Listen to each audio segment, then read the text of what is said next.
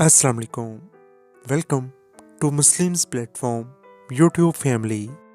आज की वीडियो में हम आसान अल्फाज में जानेंगे कि आइडियलिस्ट अप्रोच क्या है, इसका हिस्टोरिकल बैकग्राउंड क्या है। तो चलें वीडियो का आगाज करते हैं।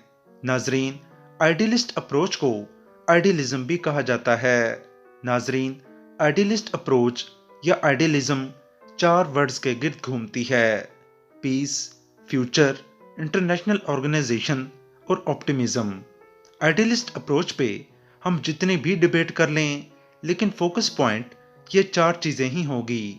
नाजरीन, ऑप्टिमिज्म का मतलब होता है किसी भी चीज के बारे में पॉजिटिव सोचना, पॉजिटिव राय रखना। आइडियलिस्ट अप्रोच में इंटरनेशनल सिस्टम के बारे में पॉजिटिव थिंकिंग है।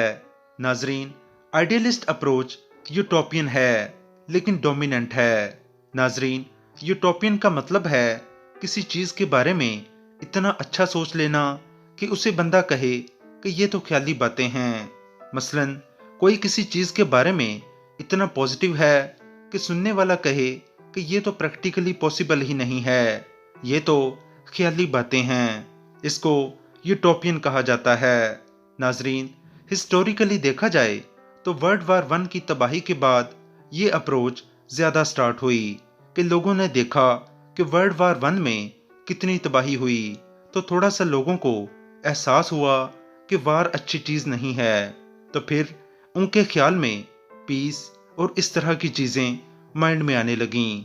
आइडियलिज्म वाले ये सोचते हैं कि पावर पॉलिटिक्स मौजूदा फेज है, लेकिन फ्यूचर फ्री ऑफ वायलेंस होगा। नाजरीन, पावर पॉलिटिक्स में हर स्टेट अपनी सिक्योरिटी के लिए या किसी दूसरी स्टेट पे डोमिनेंस हासिल करने के लिए पावर अचीव करती है, पावर हासिल करती है। इस कंसेप्ट को पावर पॉलिटिक्स कहते हैं।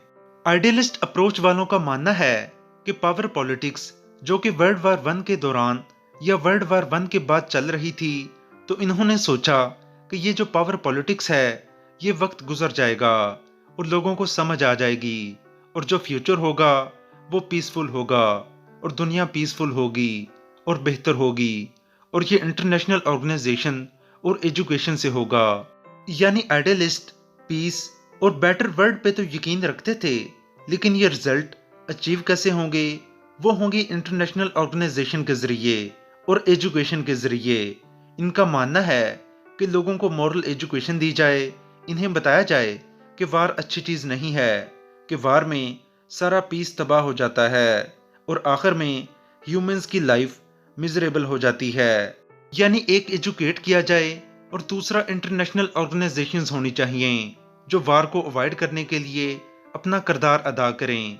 इसके अलावा आइडियलिस्ट अप्रोच की कुछ अजम्पशंस और थिंकिंग्स हैं। आइडियलिस्ट अप्रोच में ये बताया गया है कि वार बुरी चीज है, वार को अवॉइड करना चाहिए। जो इंटरनेशनल ऑर्गेनाइजेशंस हैं उनको कन्फ्लिक्ट को रिजॉल्व करना चाहिए।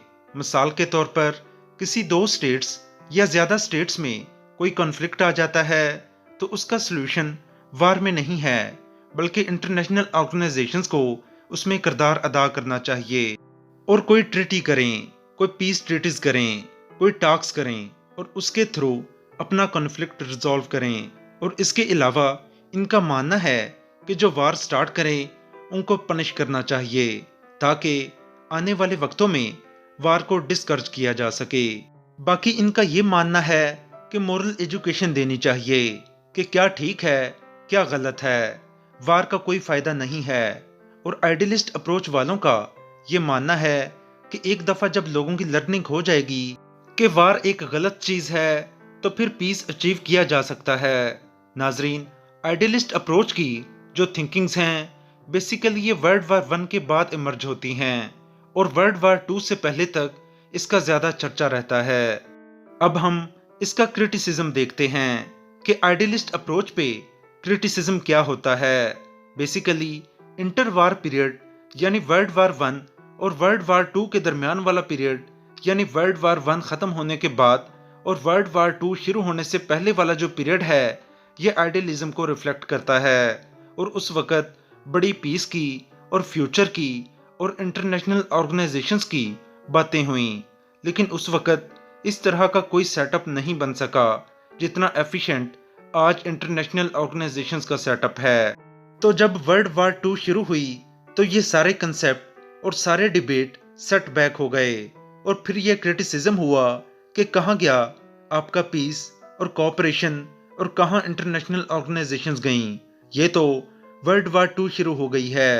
और उसके अलावा ये कहा जाता है कि मोरल्स और मोरालिटी ये इंटरनेशनल रिलेशंस में बहुत डिफिकल्ट है, क्योंकि जब नेशनल इंटरेस्ट होगा, जब किसी स्टेट की सॉवरेनिटी देखी जाएगी तो फिर मोरालिटी को नहीं देखा जाएगा। मिसाल के तौर पर जब एक स्टेट को इनसिक्योरिटी फील हो रही होगी और उसने अपना सर्वाइवल करना है, अपने आप को सिक्योर करना है, तो फिर वो स्टेट मोरालिटी को नहीं देखेगी बल्कि अपनी सिक्योरिटी को देखेगी।